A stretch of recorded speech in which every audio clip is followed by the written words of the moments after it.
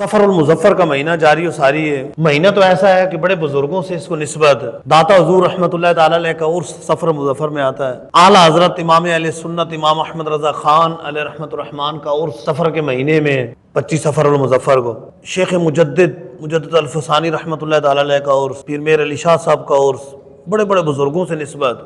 لیکن عوام میں عام طور پر سفر المظفر کے حوالے سے بڑی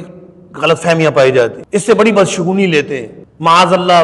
کہتے ہیں کہ سفر کا مہینہ منحوس ہے، اس میں شادی نہیں کرتے، اکا دکا کہیں ہوتے ہو ورنہ نہ ہونے کے برابر۔ اب سفر میں نہ کرنے کی وجہ اس کو منحوس سمجھنا کہ اس میں شادی کریں گے تو معاملات بگڑ جائیں گے، طلاق ہو جائے گی، یہ ہو جائے گا، وہ ہو جائے گا۔ سفر کے مہینے میں کاروبار نیا شروع نہیں کرتے، سفر کے مہینے میں سفر اختیار نہیں کرتے، سفر کے مہینے میں کوئی گاڑی نہیں خریدتے، گھر نہیں خریدتے، کوئی بڑی خرید و فروخت نہیں کرتے۔ اور اس کے پیچھے لاجک جو ہے وہ بدشگونی، سفر کے مہینے کو منحوس سمجھنا ہے، حالانکہ کوئی مہینہ کوئی دن منحوس نہیں، اور اس کو منحوس سمجھنا یہ بدشگونی، اور منحوس سمجھتی ہوئی کاموں سے رک جانا، کوئی کام نہ کرنا، یہ بدشگونی لینا ہے، جس کو حدیث پاک میں فرمایا کہ بدشگونی شرک ہے، بدشگونی شرک ہے، بدشگونی شرک ہے، 3 مرتبہ فرمایا، ابو داؤد شریف کی حدیث پاک۔ اور فرمایا جو بدشگونی لے وہ ہم میں سے نہیں ہے۔ ایک حدیث میں فرمایا بدشگونی شیطانی کام ہے،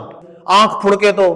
بائیں آنکھ کچھ ہونے والا ہے، یہ بائیں آنکھ پھڑک رہی ہے، بلی کالی آگے سے گزر جائے، اوہ ہوئے پتہ نہیں کیا بنے گا کہ بلی کالی آگے سے گزر گئی، کب آ کر بیٹھ جائے،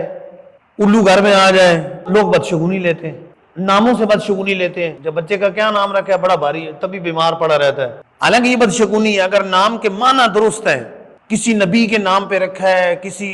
صحابی کے نام پہ رکھا ہے، کسی ولی کے نام پہ رکھا ہے، تو اب یہ لینا کہ بڑا بھاری ہے یہ بدشگونی، معنی اس کے درست ہے، اور یہ کہنا کہ بڑا بھاری نام ہے اور اس نام کی وجہ سے بیمار پڑا ہوا ہے بچہ، اس کی وجہ سے کچھ کھاتا پیتا نہیں ہے،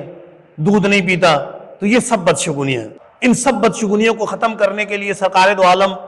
صلی اللہ علیہ وسلم کا فرمان ہے، بخاری شریف کی حدیث پاک ہے، فرمایا بدشگونی کوئی چیز نہیں، اور حدیث پاک کے مطابق بدشگونی لینا شیطانی کام ہے، یہ رحمانی کام نہیں ہے، یہ اسلامی کام نہیں ہے۔ ایک حدیث پاک کے اندر ارشاد فرمایا لیس منا من تطیر ولا تطیر لہ، فرمایا وہ ہم میں سے نہیں ہے جو بدشگونی لے یا اس کے لیے بدشگونی لی جائے، یعنی سرکار دو عالم صلی اللہ علیہ وسلم نے واضح فرما دیا وہ ہمارے طریقے پر نہیں ہے، وہ ہماری سنت پر نہیں ہے، کہ حضور کی سنت بدشگونی لینا نہیں۔